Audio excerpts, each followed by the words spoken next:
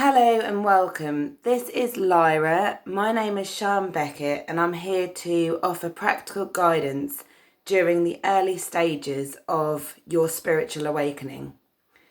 So I've had a lot of help online during this last year through various different people, such as Nikki Sutton, who has got me through some really bad times, and various other people in America that have been doing videos about spiritual awakening, because this is literally my 9th month of my spiritual awakening as far as I'm concerned. So first of all, I'll start with the basics.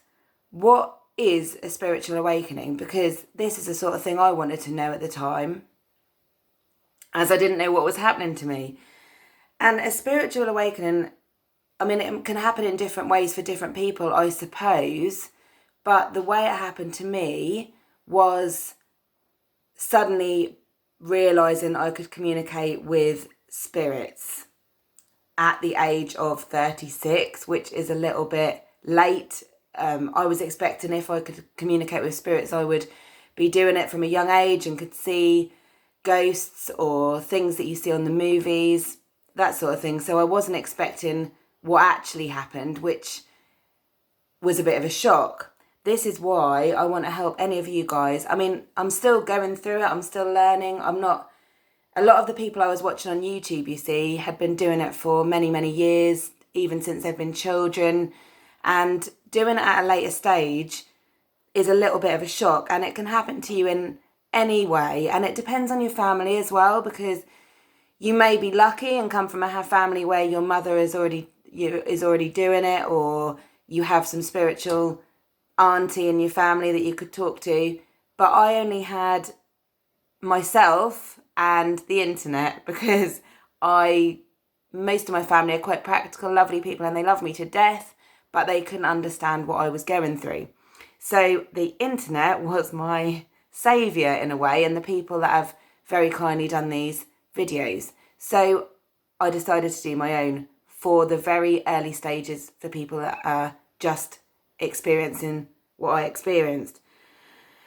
So I'll go into detail about my story and how it all started for me. It was October last year, and I do believe that there is life, not life after death, but I believe that your spirit guides or your family members, ancestors, if you like, are always around us trying to help us. I'm not religious. I was an atheist before this, but I did believe, I suppose, in spirituality all along, because I've seen a very famous local medium around here called Stephen Treadway, usually once a year for the last 10 years when I was going through a turmoil in my life or a really significant change, to get some guidance from him. And he is absolutely fabulous. He always gave me advice, and a year later I'd look back on what he said, and actually everything that he said had happened that year. So I went to him in October because there was a very difficult situation with one of my friends, which I won't go into, which I'm not going to go into all the details because I don't want to upset family members and etc. But I was going through a difficult time with one of my friends, so I went to see him to get some guidance. He said to me at the time, Sian, your mediumship is getting stronger. This is the first time he'd ever said that to me. Before, he'd just given me advice and told me that my granddad, who passed away when I was 1 year old, is my main spirit guide, and other family members and other people such as Red Indians and various different other people. So I said to him, what do you mean, Stephen? Because as far as I was aware, I couldn't see anything. I've never seen a ghost or an apparition or had any of those things. I've had shivers, which I think we all get anyway. So this is where I thought, well, I don't know what's going on. So I took it with a pinch of salt, took the advice as usual from him, and it helped a lot as usual. And it wasn't until April this year, or not this year, sorry, 2019, that a close friend, again, I'm not going to go into detail or anything due to the family because it was very tragic, passed away. Within that week, in the way that they passed away, it was very, very obvious when I got spirit contact that it was from her. But having said that, it's very raw, and I'm not going to go into detail because of the families, and I don't want to upset anybody. So I'm going to go into detail about what happens. And I realised that what I'd seen on the television and what I thought was going to happen is absolutely in no way anything like what happens in real life, in reality. So I do a lot of swimming. I usually do about an hour a day. I'm very, very chatty, as you can probably tell by this video. I'm quite talkative, so I very rarely have any time on my own. I spend a lot of time with family, friends and socialising. And the only time that I'm normally quiet is for 1 hour during my swimming, and I usually do that once a day. Now, this was when they spoke to me, because I find my swimming and my quiet time is a little bit like meditation. Don't get me wrong, I've never done yoga, I'm not vegetarian, I'm not vegan, I'm not a particularly healthy lifestyle. I do try and go to the gym and the swim and do some exercise, but I drink, I do all the things that the other people on the internet were telling me means that you can't contact spirits. So I did find that a little bit of a misguidance when I was watching the videos. But I was swimming along happily, and I felt a sensation, I mean a strong sensation, of the way in which this person would have felt at the end of her life.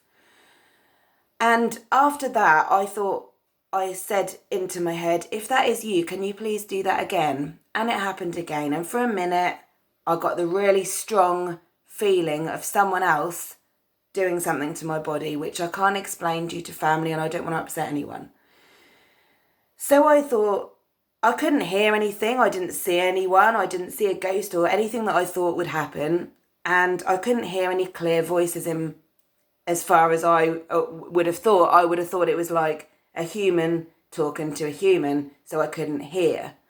So I went through all the family members I knew, because some of them I knew the way in which they had died. Started with my granddad, who I was told by Stephen was my spirit guide. I said to him, Granddad, can you please talk to me?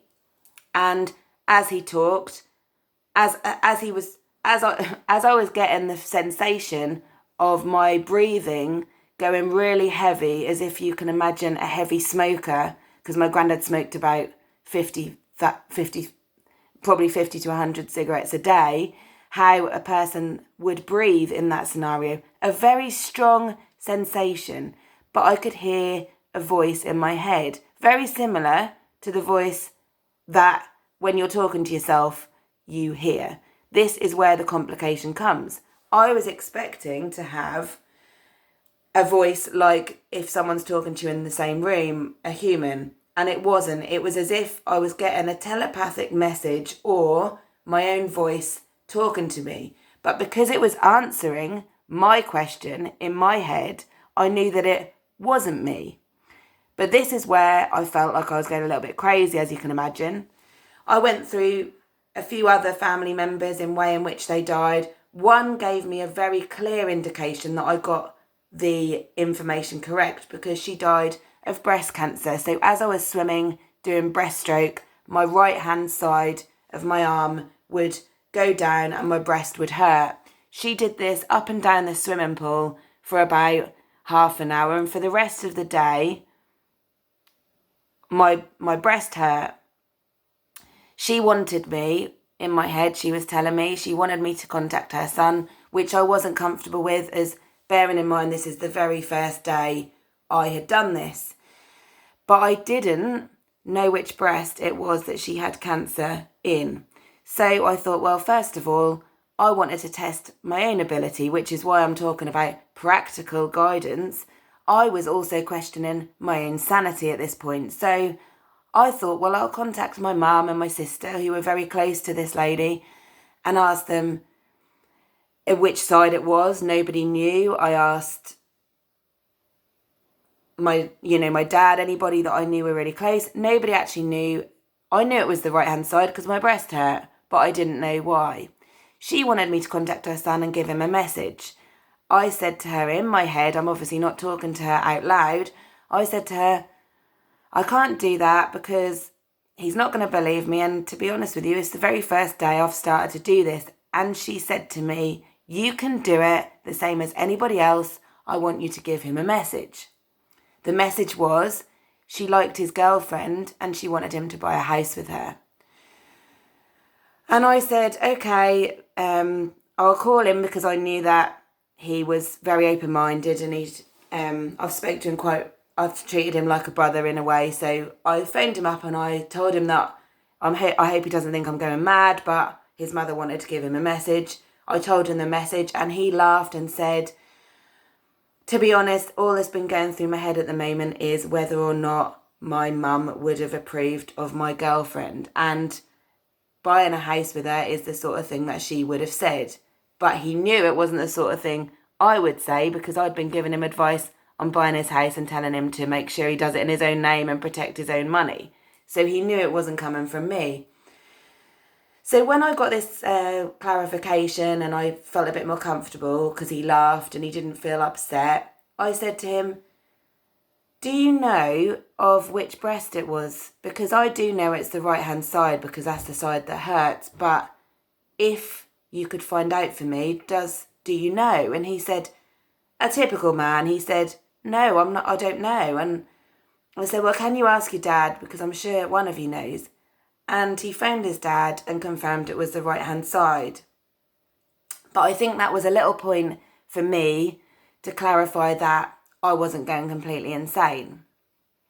And this was my very first week of speaking to spirits. And I kept saying to them, but why can't I see anything? Why do I feel? So it turns out I had no idea what different types of clairs were, which I'll go through in different videos for anyone out there, because each of you will have a strong clair that is stronger than any other sense when you're speaking to spirits. Mine is clairsentience, which is the ability to feel what people are going through. And it's normally, while they're talking to me, it's normally they will give me the sensation they had just before they passed away to clarify that who I'm talking to. So this is why I'm starting to do the videos, because like I said, I'm trying to explain that when you think this is going to happen, you don't have a clue how and why and what, and you're expecting what you see on the movies, and it's absolutely nothing like it. So in fact, I can imagine people getting misdiagnosed for schizophrenia and all sorts of things because they're having a spiritual awakening. So I wanted to share it all with you. This is my first video, of course, sharing to you my initial story and my initial feelings that I had that first week, which was very, very strange. And I will go through also how your ears feel, because it feels like there's an activation. But in the next video, I'm going to talk about activation and how your body will change and feel, and how it can be a little bit draining to start with because you're not used to the feeling and the sensation, which is why your spirits and guides will only bring you what you want, when you want, and with love, and they never do it without your permission. So, this is me. I'm Lyra, and I'm Sean Beckett, and I will come to you over the next few weeks and months and probably years with my journey, and hopefully someone out there will be helped by what I'm going through, the same as I was helped on the internet by others. So, sending you all love, and I will see you next time.